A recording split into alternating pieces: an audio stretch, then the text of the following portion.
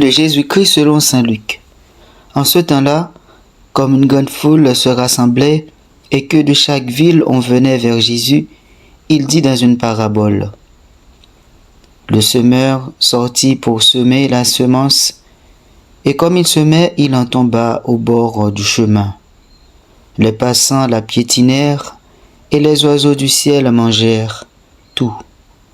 Il en tomba aussi dans les pierres, elle poussa, et elle sécha parce qu'elle n'avait pas d'humidité.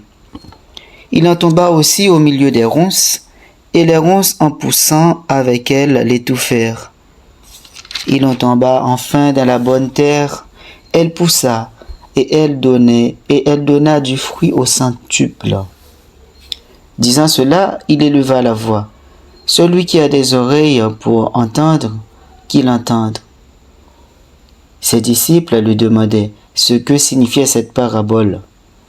Il leur déclara, « À vous, il est donné de connaître les mystères du royaume de Dieu, mais les autres n'ont que les paraboles. Ainsi, comme il est écrit, ils regardent sans regarder, ils entendent sans comprendre. » Voici ce que signifie la parabole. La semence, c'est la parole de Dieu. Il y a ceux qui sont au bord du chemin, ceux-là ont entendu. Puis le diable survient et il enlève de leur cœur la parole, pour les empêcher de croire et d'être sauvés. Il y a ceux qui sont dans les pierres. Lorsqu'ils entendent, ils accueillent la parole avec joie, mais ils n'ont pas de racines. Ils croient pour un moment, et au moment de l'épreuve, ils abandonnent. Ce qui est tombé dans les ronces, ce sont les gens qui ont entendu, mais qui sont étouffés, chemin faisant par les soucis, par la richesse et les plaisirs de la vie, et ne parviennent pas à la maturité. Et ce qui est tombé dans la bonne terre, ce sont les gens qui ont entendu la parole dans un cœur bon et généreux, qui la retiennent et portent du fruit par leur persévérance. Acclamons la parole de Dieu. Où est-ce que je me positionne? Oui, frères et sœurs, c'est peut-être cette question que vous êtes en train de vous poser. Où est-ce que je me positionne? Est-ce que je suis une bonne terre, prête à accueillir la semence? Comme Jésus le disait, la semence c'est la parole. Ou bien, est-ce que mon cœur est disposé comme des ronces, comme des pierres, ou ce chemin où la semence ne peut pas fructifier, où la semence ne peut même pas pousser? Oui, frères et sœurs, cet évangile doit nous aider à nous questionner. Oui, frères et sœurs, s'agit-il d'une bonne terre? Est-ce que nous sommes une bonne terre? Identifions notre condition intérieure. En écoutant cet évangile, plusieurs exemples peuvent venir à l'esprit.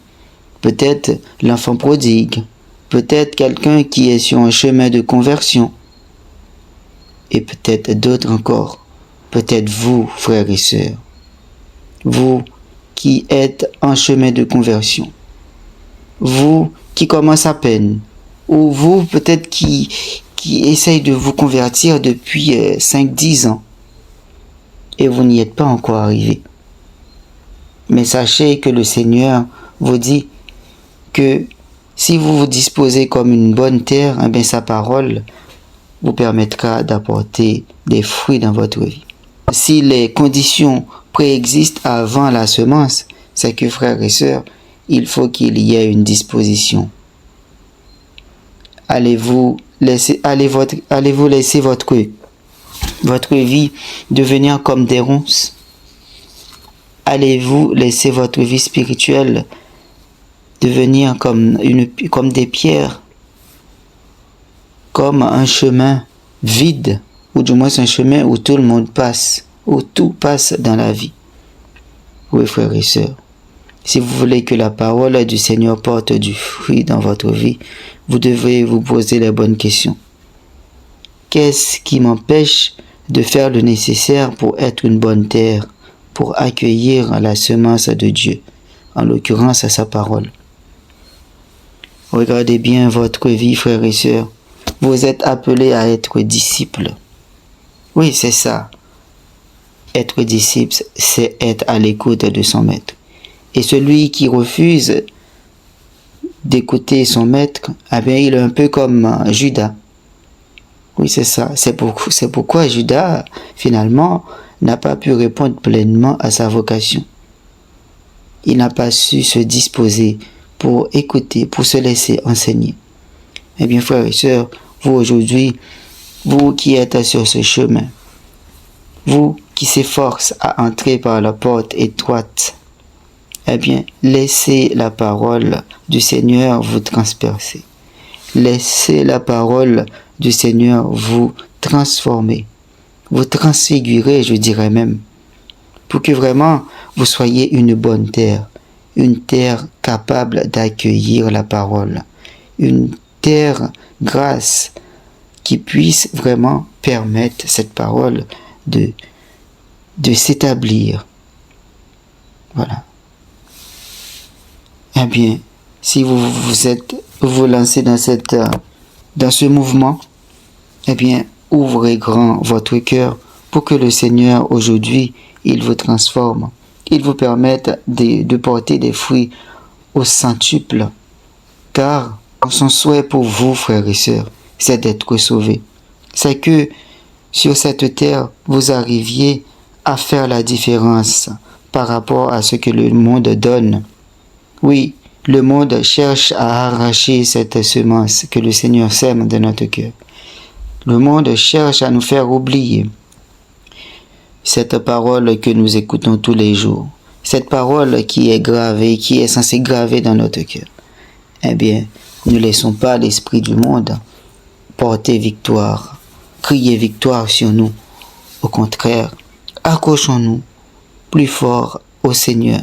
Restons à l'écoute pour qu'on puisse se laisser enseigner en devenant disciples du Seigneur. C'est ainsi que nous pourrons donner un témoignage par notre manière de vivre. C'est ainsi que le monde pourra voir les fruits que doivent porter notre vie.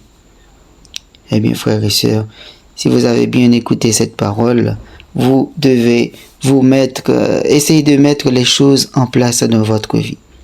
Car le Seigneur veut votre bien. Et c'est pourquoi il ne cesse de vous donner sa parole. Pour que vraiment nous puissions être transformés. Nous puissions marcher dans le juste chemin.